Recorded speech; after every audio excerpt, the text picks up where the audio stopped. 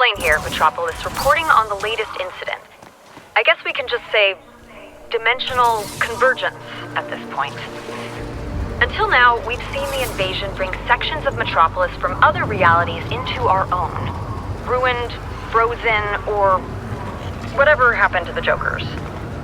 This time, it's unmistakably Gotham City. I can confirm it's not our Gotham.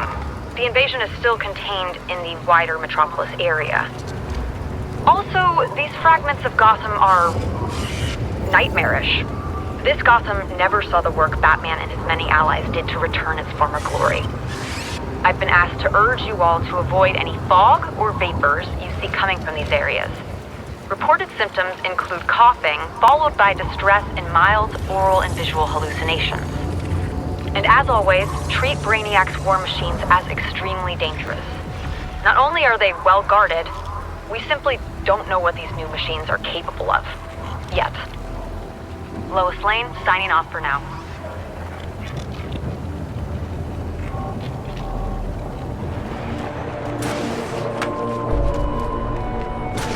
The Suicide Squad have done it again, Metropolis. Brainiac's new war machines are in ruins. It's fallen silent in these remnants of a Gotham City we never knew. I still strongly discourage anyone from exploring these areas. The side effects of the strange Gotham are lingering. From reading your messages, you've told me sleep is even harder to get than usual. Night terrors, a heightened sense of fear, and loss. Many of you reported feeling Batman's absence more keenly than before. Spare a thought for the squad, who I'm guessing have seen the other side of this dimension. We've all been facing our worst fears, fears that might appear insurmountable, but we've kept going. Stay strong and don't give up, Metropolis. You got something? This is Lois Lane, and I had to confirm for myself, but it's true. Green Lantern is back and fighting for us against Brainiac. Like the Flash before him, a hero we thought we'd lost has been freed from Brainiac's corruption. That means, also like Flash, Lantern is now under Argus control. He's likely not fully recovered from his experiences. And it's possible he isn't fully aware of his role in the events of the last few weeks.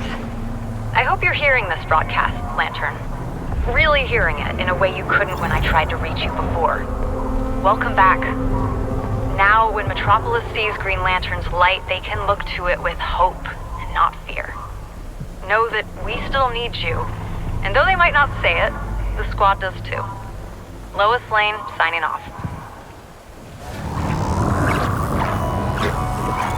This is Lois Lane broadcasting for the Daily Planet. I'd like to talk about another newcomer to our city who's working with the squad. Younger viewers may already be familiar with the Gotham vigilante, Lawless. She made a name for herself with a string of daring heists among the city's wealthy, all while streaming her exploits online to a growing fan base, the Lawbreakers. It tracks that someone dedicated to striking against what she sees as injustice would turn her sights on Brainiac. To quote one of her recent streams, "I've been making this alien asshole's life worse than eating a yellow dragon fruit." While her identity remains unconfirmed, I'm sure she's a welcome presence on the squad. Lawless, one day I'd like to talk more with you about your manifesto. But in the meantime, thank you for fighting for what's right. Lois Lane, signing off.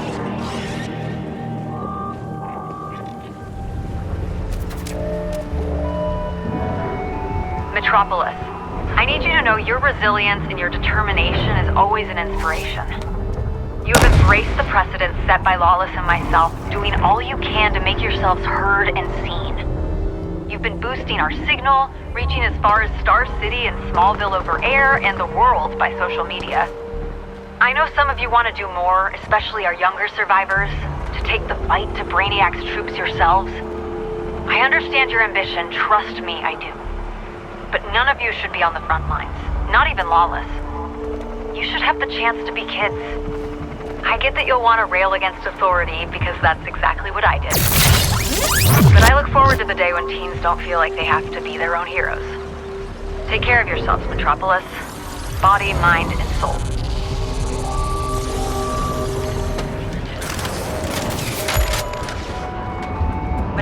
guess we've made it through another wave of Brainiac invasion. Another reality crossed with ours, a new assault on all we hold dear. I don't know if you can see the sky from where you are, but the damage to the Skull ship continues to grow, even if the ever-present threat remains.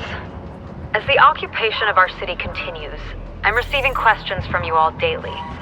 That's always been the role of the planet, to provide clarity even in our darkest hours.